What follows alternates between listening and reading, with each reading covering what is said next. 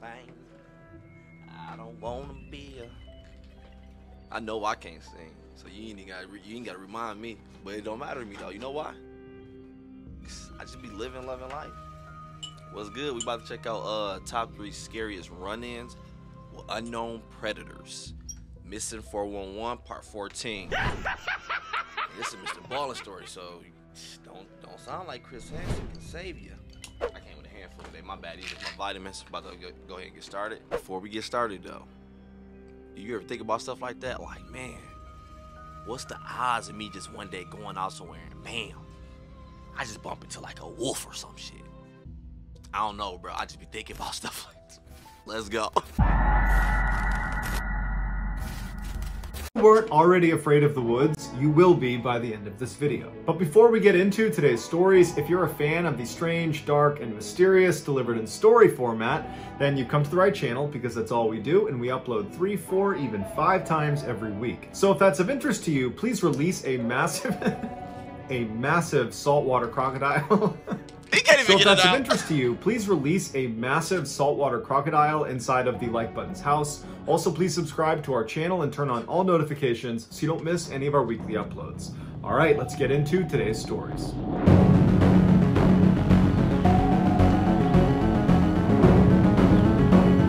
Stop begging, they just vitamins, damn. On August 2nd, 1963, 4-year-old Bobby Panknin, along with his 2 older brothers and his 2 parents, headed off to a camping resort on Deep Lake in Washington State. The following day, Mrs. Panknin, whose name was Edna, decides she wants to take her 3 sons down a logging road that was right behind their campsite that she had heard fed out to this beautiful little waterfall that she thought her sons would like to see. Edna gets the boys ready, she says bye to Mr. Panknin, and then she and her sons take off down this logging road. And as soon as she's on the road, it occurs to her that it's totally overgrown. The grass is really high, it's rocky and bumpy, and she's thinking to herself, there's no way any vehicle is getting down this road. And probably there's been no vehicles on this road for a very long time. This is a very isolated place on this campsite. So they walk for a little ways on this overgrown logging road until they see there's a turnoff that leads down to the water and this little waterfall. And so right away she saw there was all this brush they were going to need to walk through, and the ground looked pretty rough. And Bobby, her youngest, the 4-year-old, he didn't have shoes on. He was going through a phase where he refused to wear shoes. And so it hadn't really mattered the entire duration of walking up the road, but it seemed like this might be too much for him to walk on. And so she told Bobby to wait on the... Boy, you think we in the woods? Put some shoes on your boy. Road, and she told her other son, Jimmy, the 6-year-old, to wait next to him. Those two would stay on the road together while she and Bill, the 10-year-old, would go past the brush, go down to the water, check it out for a couple of minutes, and then she would come back, she would pick up Bobby, and Jimmy would come along, and then they would go down and look at the water, and then they would leave. Bobby didn't seem to mind, so he just sat on the road, and Jimmy was a little bit frustrated that he couldn't go with the first group, but he sat down too, and Bill and Edna took off past this brush down to the water. Now, the distance between where Bill and Edna and where Bobby and Jimmy were was only about 10 feet. There was just this brush right in the middle of them that did obscure their view. They could not see each other, but they are very close to each other. And so Jimmy is sitting next to Bobby, and he's getting increasingly more and more restless. He wants to go down and look at the waterfall. He wants to be down there with his older brother and his mom. And so at some point, he just can't take it anymore. And Jimmy does something that to this day, he regrets every single day. And that is, he got up and left his brother. He went through the brush down to where Bill and Edna were. And as soon as Edna saw him, she was mad at him, and she goes, "What? You left Bobby up there? Come on." And so they turned around after about 60 seconds and went right back up. And when they got back, Bobby was gone. Of course! At first, they're not like, oh my goodness, someone's abducted Bobby, because there's no... I know, because you think like, bro, we in the middle of the woods. Ain't nobody out here but us right now. But at the same time, you think it ain't nobody but you. Hey, I ain't gonna cap, bro. I be telling you, I'm one of them when it come to them type of people who be like believing stuff like, I'm one of them. I legit be thinking stuff living there, and I legit be thinking some of them be like ways to go in the ground to get to certain places. Cause think about it, man, it would be the best way to hide shit from the world. It's like, man, got this interest right here, but damn, I ain't about to go into all that. I'm just saying, bro. When it come to like way down in the water, when it come to The woods? Forest?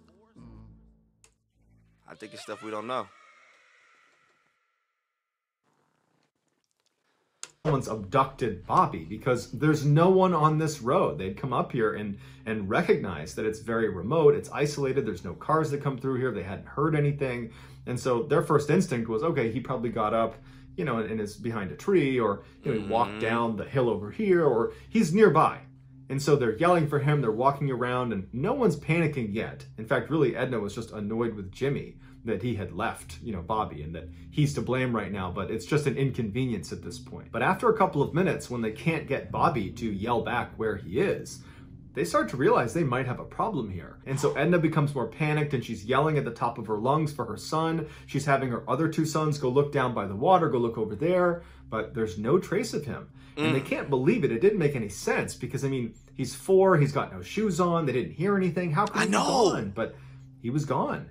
And so finally, after a couple of minutes, Edna rounded up her other 2 boys, and they ran all the way back to the campsite, where they got Mr. Panknin, and they hailed the police, and very quickly, a big search was launched up on that logging road. As soon as the police arrived, the first thing they did is they pressed Edna and the other 2 boys about, what did you hear? You know, you had to have heard something. He was only 10 feet away from you. We need something. Shot of you, certainly. You know, what did you hear? Did a vehicle come through? Did you hear an animal? Did you hear anybody talking? And Edna and the other 2 boys, they swore that they heard nothing. And I believe they're them. just as baffled by it as anybody else. And so the police really didn't have a good starting point of where Bobby could have gone. And in that area, there wasn't any, you know, steep drop-offs or obvious places that Bobby could have fallen into or gotten trapped. The water for the waterfall, it's not deep. It's this little tiny brook. You know, it'd be difficult to drown in that little brook. So they just basically started fanning out in all directions, hoping they would, you know, find a piece of clothing or some other clue that would indicate where he went. After 3 days of searching that yielded nothing, they finally brought in a bloodhound to try to find him based on scent.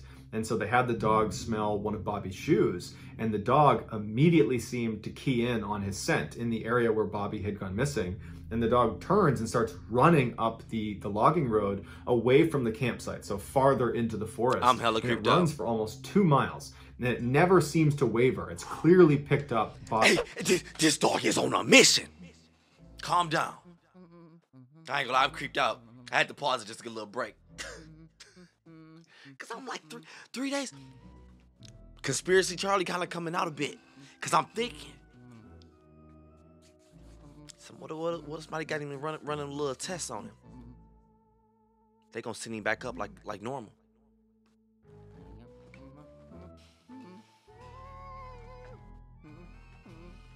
Let me stop. I don't want to offend nobody. Let me go ahead and eat my little chocolate, cause I don't want to offend nobody. Dark chocolate. It's actually it's a better option if you want a snack and you don't want to feel guilty. It's not healthy, guys. I ain't saying they healthy, don't. Charlie said these healthy. We eat 10 of these. Running up the logging road away from the campsite, so farther into the forest, and it runs for almost 2 miles, and it never seems to waver. It's clearly picked up Bobby's scent, and it stops at this fork in the road about 2 miles away from where Bobby had gone missing, and it keys in on this one area right at the fork where there wasn't anything significant. It was just this bare patch of dirt. And so the police, they uncover the dirt a little bit. There's nothing there. They're looking around the area. That there's no indication that Bobby was here. So they give the scent back to the dog, and again, the dog just keeps tracking to this one section in this fork in the road. But they didn't know what to do with that information because there was nothing there. The search for Bobby was called off after 7 days. If he's smelling the dirt, look, I'm just saying, even though if I wasn't even against conspiracy mode, if the dog is stuck at the dirt, smelling the dirt, I'm a probably dig the dirt. I'm just trying to, doesn't it sound like it makes sense? Or am I tripping? Calm down, that one had me too high. Or it might be the fish oil. Cause you know, it's good. Let me stop you. I feel like I got my doctorate degree or something. Get your unhealthy ass out of here. Tracking to this one so section you eat that pizza in this fork in the road. But they didn't know what to do with that information because there was nothing there. The search for Bobby was called off after 7 days because they could not find anything. And so the lead investigator came out and did this press release where he basically said, we have no idea what happened to Bobby. However, we do think he was abducted. Oh and his reasoning for this was gosh. pretty straightforward. Bobby was a young kid that had no shoes on in an unfamiliar forest, and he was only out of eyesight for 2 minutes. So how far could he really have gotten? Exactly. Certainly not far enough that his family wouldn't have found him after those 2 minutes were up and they began looking for him. And so if you go down the abduction rabbit hole, you start with, okay, a person must have taken Bobby. But for a person to take Bobby, that means a person had to be in this area that was super isolated and remote, and they hadn't seen anybody in the area, and there were very few campers at the campsite. So realistically, if a person was going to abduct Bobby, they had to have heard been something planning too, and had to have been hiding in the trees and were stalking this family until they got to that spot where Jimmy left Bobby, and then this person, you know, runs out of the tree line, runs over to Bobby. So it don't make sense. It really don't make sense for a human to do. And I was thinking, because it was like, no, we ain't here, like, not a thing. Him up without Bobby making a sound. He muffles him and he runs away into the woods carrying this child, all in a 2-minute window, which was a totally abrupt window. It wasn't like this obvious thing that Bobby was going to be left alone. It looked like Jimmy was going to be sitting there with him, which would have been a deterrent, you would think, if someone was trying to abduct Bobby. But nonetheless, this window presents itself and this person runs down and takes Bobby. It just seems like that person would need to be really fixated on Bobby, one, and there wasn't a clear reason for why anyone would be very fixated on Bobby or this family. And two, they would need to be very strong and quick and agile, more than the average person. So we're talking... My bad, I had to resync my camera, so I had to go back pretty far. One, and there wasn't a clear reason for why anyone would be very fixated on Bobby or this family. And two, they would need to be very strong and quick and agile, more than the average person. So we're talking like a professional athlete level of agility and physical fitness. And so while it's certainly possible that a professional athlete had been stalking this family and then ran down in this tiny little window of time and stole Bobby away without getting detected and then evaded the law for 7 days in the middle of the woods, while that's possible, it's pretty unlikely. And investigators reached this conclusion. That's hella unlikely. Thought, you know, it does seem pretty unlikely that a person did this. So they moved on to animals and they said, okay, maybe a bear took Bobby. And so they brought out bear sniffing dogs. You'd have heard that. The area for signs that a bear had been there, and there hadn't been.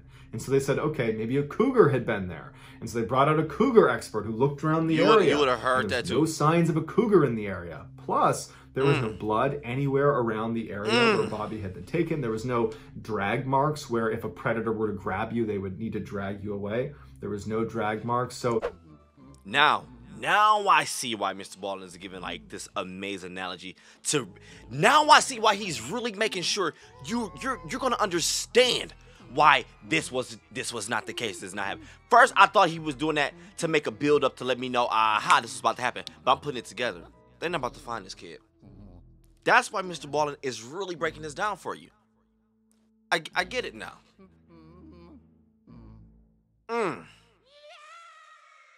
Now I get why he's really breaking this down. I could be wrong. Like, okay, the large predator theory also has problems with it. And so the next theory offered up was, well, maybe a giant eagle swooped down and picked Bobby up and flew him away, which would account for why maybe it was quiet and there was no drag marks, there was no blood, and why he's just gone. But that was when authorities said, okay, we clearly have no clue. And so that's why they gave the press release and basically said, bro, we don't know what. And so while we probably will never know what happened to Bobby, it does seem likely that something took him. And whatever that something was, it was intelligent, it was fast, it was strong, it was agile, and it had been watching that family. Because as soon as that 2-minute window presented itself, where Jimmy was gone and Bobby was vulnerable, it swept in so fast that no one heard it, no one... Almost as if someone got him out the sky or put him down, huh? They ain't hear not a sound, man. Baby didn't scream. Dog. There's some crazy ish in this world. I know I be looking at things a little over the top. I be joking sometimes. Most time I be for real. But overall, I guarantee you, it's some crazy stuff in this world we don't know about. Heard it, no one saw it, and it took Bobby somewhere and did something to him. And whatever it did, it probably wasn't good. Headlights. Man.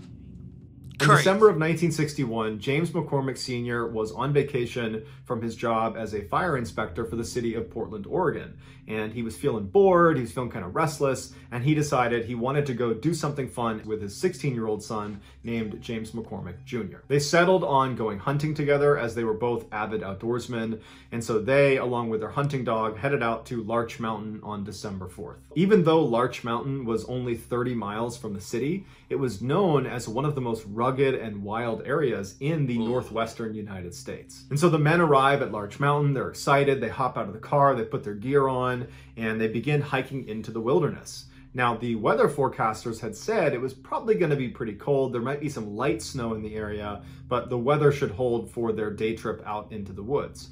And so they hadn't brought any equipment to stay out for multiple days. This was just going to be a full day event, but back at night. But after walking for several hours into the mountains, they started to notice the temperature was dropping rapidly. And then it started to rain, and then it started to snow, all in a very short period of time.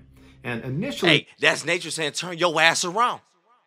Stop playing. Listen to these signs.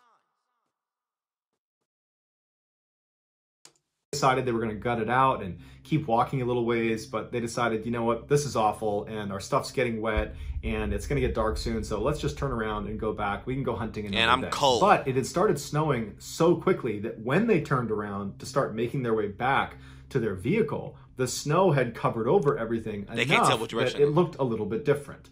And they didn't have a GPS, they were using a map and compass, and they were not on a marked trail. They were just kind of walking around the mountains looking for a place to set up. And so they're walking back and they're making turns and they're starting to question where they are. And when they had walked for several hours in the direction they believed was back to the truck, well, they weren't anywhere near a road. Oh my God! In an area they didn't recognize, and they realized they were lost. At this point, it was snowing really hard and it was starting to get dark outside. And so the pair decided, you know what? We got to stay out for the night. We're not going to find our vehicle tonight. It's too dark and we don't know where we are. So let's camp out for the night and tomorrow we will find our vehicle. But remember, they didn't have any equipment to stay out for the night. All they had was their warm clothes, but they didn't have a structure to protect them from the elements. And so they decided their best bet was to climb up into a tree, because at least that way they're off the ground, they'd protect themselves from predators potentially, and the branches of the tree would kind of protect them a little bit from the snow and from the freezing rain. So that night, James Sr., James Jr., and their dog, they huddle in this tree. It's a totally sleepless, miserable night as they're just destroyed by snow and freezing rain and wind. And then finally the sun comes up the next morning and there's a glimmer of hope, although it's still absolutely dumping snow on them. But they're thinking to themselves, this is going to make a heck of a story when we get back. And so they climb out of the tree, they stretch, let's get back. Come on, let's readjust get back. themselves, and then they begin walking in a direction that they think is the direction towards their vehicle. And it hurt to know, because we're on the outside looking in. It hurts to know, like we hear the story that they are walking in the wrong direction, and it sucks because this is not the time you want to do that. This is not a time that you. Several hours, they're just kind of walking, hoping they're going to run into this road, and they don't. At some point, they realize once again that they are in the same position they were in the day before. They don't know where they are, and now they've walked even farther, potentially in the wrong direction. And so they stop for a second, and James Sr. pulls out his map, and he's trying to make sense of where they might be. He's looking around, he's trying to terrain associate to see if he can figure out if there's a specific way he should be going, when his son, who was a really tough kid, didn't complain about anything. He said to his dad, I'm feeling delirious. I feel like I can't think straight. And it's hard for me to stand even. I'm going to sit down. And his dad's looking at him, not concerned about this, because it was a pretty miserable night the night before. And so it makes sense he might be tired. But, I mean, they had slept a full night's sleep the days leading up to this trip. They've only been out in the elements for one day. They do have warm clothes on. They do have food. They do have water. And so he figures his son will just sit down for a minute, and then he'll get back up and be rejuvenated, and they'll keep moving out. And so James Sr. continues looking at his map. He's looking around, kind of waiting for his son to say, okay, I'm ready to start moving again. But his son just continues to deteriorate. He's speaking in nonsense, and he can't stand up. And this was the first time that James Sr. really started to feel concerned for their actual safety. Because even the night before, when they were up in the tree, even then, it just felt like it was this crazy thing that was happening to them, like and someone's everything watching would be you? fine. And even that morning when they got up and it was still snowing and they're still lost, he had that optimism, and so did his son. But now thinking, okay, we are potentially staring down another night out here, and we're gonna eventually run out of food and water. You know, our clothes are starting to get wet. The temperatures are dropping below freezing. We don't have a tent. We don't have a shelter. And now something's wrong with my son, which is concerning in and of itself. But if he can't move, then we can't make progress towards getting out of the situation. And so James Sr., who was this really fit fireman, he said, okay, I'm going to pick you up and I'm going to carry you. And he picked his son up, fireman's carry, put him over his shoulders, and for 3 hours, James Sr. just continues to march around looking for the way out. And after 3 hours, when they had not gotten anywhere closer to a road or any civilization, and now it was dark out again, he collapses with his son, and he puts his son down by a tree, and he sits down next to him, and he's totally defeated. Yup, I know it. We gotta get ready for another night. We gotta get back up in a tree, and we gotta do this. Pop's hella defeated, man, but he fighting. I know it, man. Pop's gonna fight to the end for his family, though. Come on, let this be a success story. Let's end good. Let's end good. Defeated, and he's like, we gotta get ready for another night. We gotta get back up in a tree, and we gotta do this again. And so as they're sitting there, kind of talking about how they're gonna get James Jr. up into a tree for the night because he's too weak to climb up himself, they both notice these very bright lights about 100 feet in front of them that look like headlights. Oh my gosh! James Sr. is like, oh my goodness, what luck. There is a road that we just didn't see, and there's a car that's parked right there. Be real. I'm going to go up and communicate with them and tell them that we are stuck out here and see if they can give us a ride. Stay right here. I'll be right back. And so James Sr. gets up and starts running towards these lights because these lights are their lifeline, and he wants to get to them before they potentially pull away without realizing, there's some people that really could use some help here. It's going to be something weird, so as he's moving, 50, 60, 70 feet away from where his son and his hunting dog were, the lights just continue to go farther and farther away from him to the point where James Sr. stops.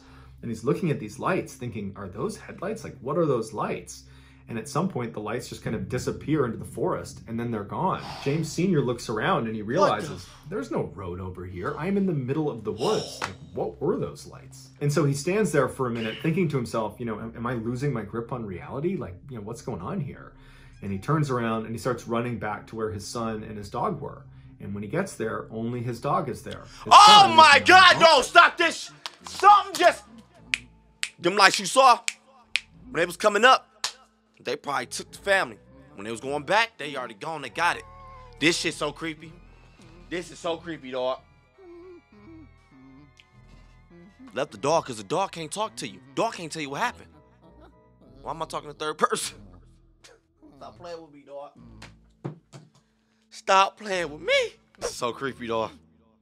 When I say the chills all over my body, I legit almost did throw a Marion out, man. My grip on reality? Like, what's going on here? And he turns around and he starts running back to where his son and his dog were. And when he gets there, only his dog is there. His son is now gone.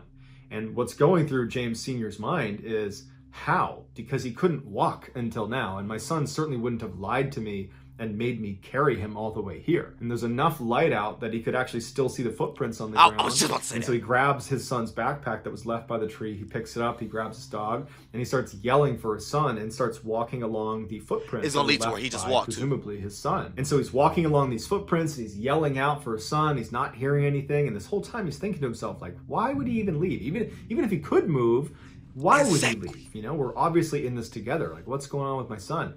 And so he's walking, and after about 30 minutes of walking along these footprints, because the snow was coming down so heavy, the prints were getting harder and harder and harder to track because they were filling in with snow. And finally, it got dark out, and then he really couldn't see the prints anymore. And now James Sr. is absolutely panicked. This is a nightmare. Where's my son? What were those lights? Oh my gosh, it's going to be another night out here. And he just picks a random direction, and holding onto his son's stuff with his dog, he just starts running. The next day, James Sr. and his dog would stumble. I was about to say something that it wouldn't be smart. I'm about to say it'd have been stopped to just smart. It'd have been smart to just stop since it was dark. Man, that was hard to say. That way you can see the footprints when you wake up, but like he said, it was still snowing, so they still would have been covered regardless. he just starts running. The next day, James Sr. and his dog would stumble into this lodge that was about 6 miles away from where they had parked their car over at Larch Mountain. Now, that doesn't mean they moved 6 miles to get there. They probably zigged and zagged all over the mountain, and they covered much more than 6 miles, but it was a 6-mile shot to this lodge. They stumble inside, and it was just a miracle that he had found it. He basically had ran all night until he found a road, and he traced it up to this lodge. And he told the staff inside, my son is missing. We've been gone for 2 days now. He's out in the middle of the woods. He's hurt. Someone needs to go out there. And so very quickly, the police were called, and word spread to the firefighters in Portland, Oregon that, the fire inspector's son is missing. And so 200 off-duty firefighters made their way up to the mountain as well to assist in this search. The paramedics wanted James Sr. to just go to the hospital and let the searchers do their job. But James Sr. was not about to leave his son, and he refused medical attention, and he went out with the first group of searchers. And somehow he was able to get them to the rough area that he was able to recognize as, roughly where his son had been sitting when he went missing. They searched that area and very quickly found James Jr.'s glasses case, as well as his boots and his socks, but no James Jr. Later in the day, though, they would find James Jr. He was about 1,000 feet away from where his boots and his glasses case were found, at the bottom of this cliff, and he was deceased. Now, initially the thought was, well, he must have gotten confused and walked.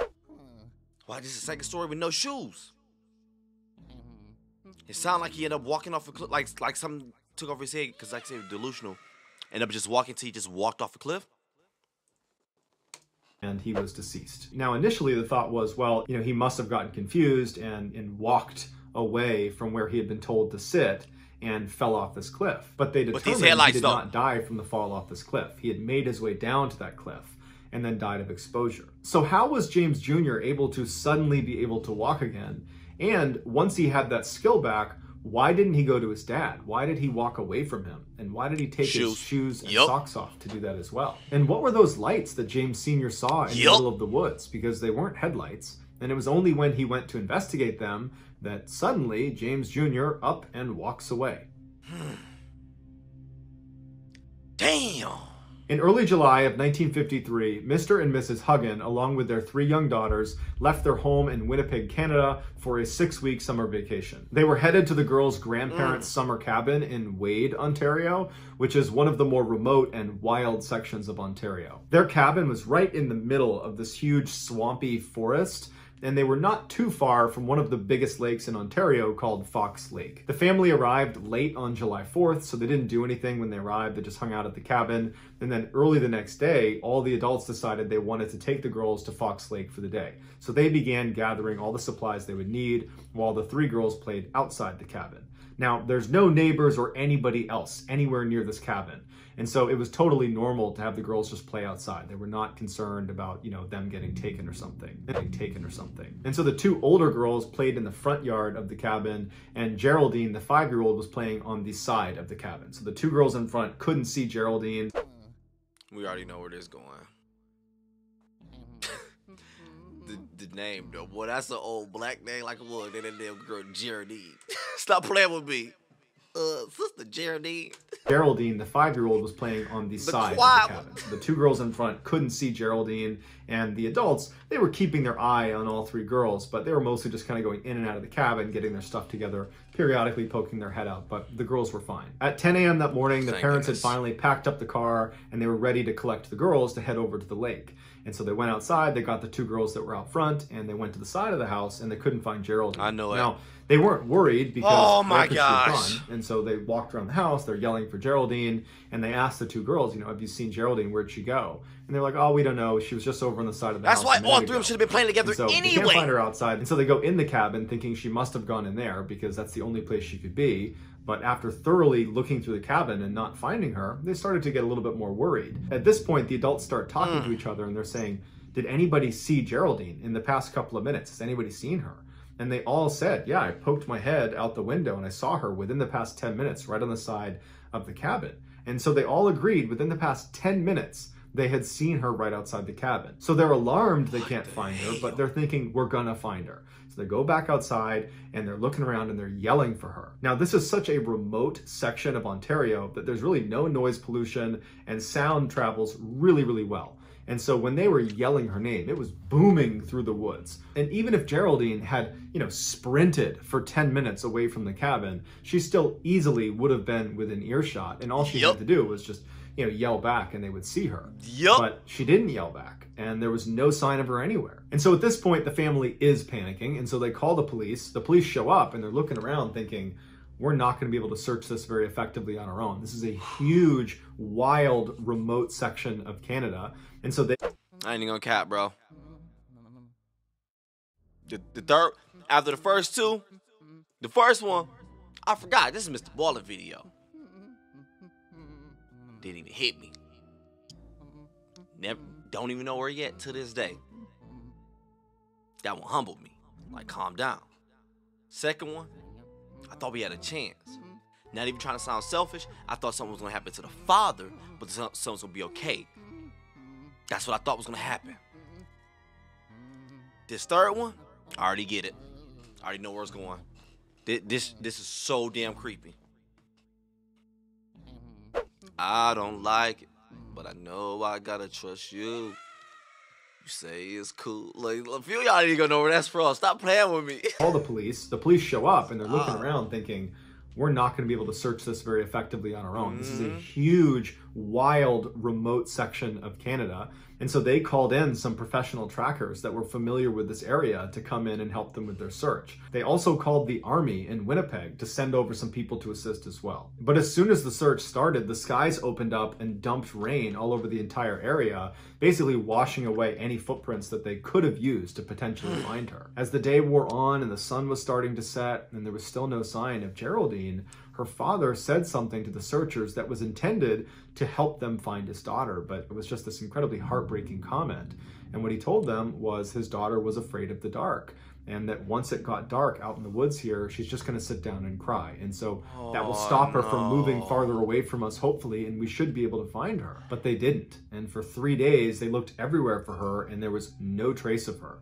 And to make matters even worse is the weather had been really rainy and cold, not below freezing temperatures, but close, like in the 40-degree Fahrenheit range. And she just had a light shirt and shorts on. She was not prepared for the weather. On the evening of the third day, they found footprints that they believed to be Geraldine's high up on this ledge in some moss overlooking Fox Lake. And the footprints indicated that this child, which was probably Geraldine, was looking out over the lake and then turned around and walked away from the ledge down into the swamp where her footprints dissipate. And so the search effort was pushed to this swamp, and they have thousands of people that are combing through this mosquito-infested bush to look for this girl, and once again, there's nothing. Then on the 7th day of the search, they find another set of footprints in the swamp around the area where they were looking for Geraldine. This? But it wasn't Geraldine's footprints. I knew it! Because they were these huge prints. That if it was a human print, they would need to be an enormous human being. Or these prints belong to some enormous animal. But and every time, it seemed like the weather is tampered with to kind of erase evidence or to kind of cover up what I'm doing. An enormous human being. Or these prints belong to some enormous animal, but they were unable to determine what animal it was. At this point, although there's not really any real evidence connecting that print to Geraldine, people are starting to suspect that whoever left this print or whatever left this print has something to do with whatever happened to Geraldine. 2 days later, so 9 days after Geraldine has gone missing, some of the professional trackers were 2.5 miles away from where that large print was found in that swamp and where Geraldine's footprints were found up on that ledge. They found a piece of her plaid shirt 2.5 miles away on the eastern shore of another lake called Long Lake. And so they pushed the search effort over to that section of Long Lake, and within 24 hours they would find Geraldine's remains. The scene where Geraldine was found was bizarre. There was very little left of Geraldine, and from what was left, it was clear there had been significant animal predation. And so initial thoughts were, she must have been attacked by wolves. That's what killed her. But upon closer inspection, they saw that her clothing had not been torn and there was no blood on her clothes. So the animal predation had most likely occurred after she was deceased, because they would have been able to pick around the clothing. Whereas if it had been a wolf attack, they would have cut right through the clothes and there would be marks that obviously, you know, she was attacked by animals. But Geraldine's remains appeared to have been dragged out of a nearby meadow to where she was ultimately located. And so they followed the drag line into this meadow, and it led them to this opening where all the grass had been matted down. And investigators said it looked like something big had been laying there. And they speculated that that might have been the area where Geraldine had been killed, and then afterwards animals had dragged her over to where she was found. And so investigators are like, well, we found that large footprint in the swamp on the 7th day in the same area where we had found Geraldine's footprints, and we thought they might be connected. And now we're finding a large, what appears to be body print in this meadow that's right near where Geraldine's remains have been found. And so probably whoever or whatever left that print in the swamp is the same one that left this print here in the meadow, and therefore is probably Geraldine's killer. But this left investigators with two theories that didn't really make any sense. Man, and the first one, ain't none of this making sense right now. None of it. Bro, you wanna know what I thought? Low key? Don't even judge me, dog. Cause don't none of it make sense anyway. So what I'm about to say, look, this is what I was thinking. She chilling, she on the side of the house. Dog, you about to judge me so hard. She chilling on the side of the house. Sister's over there playing. A big ass hippo run out and grab her. I don't know, dog. Cause don't nothing make sense. I don't know. Shit. The whole time MrBallen was talking, I'm like, the hippo came out, grabbed her, took her back. Cause that's the only thing I think that's big. But I'm like, nigga, they done heard a fucking hippo on the side of the house.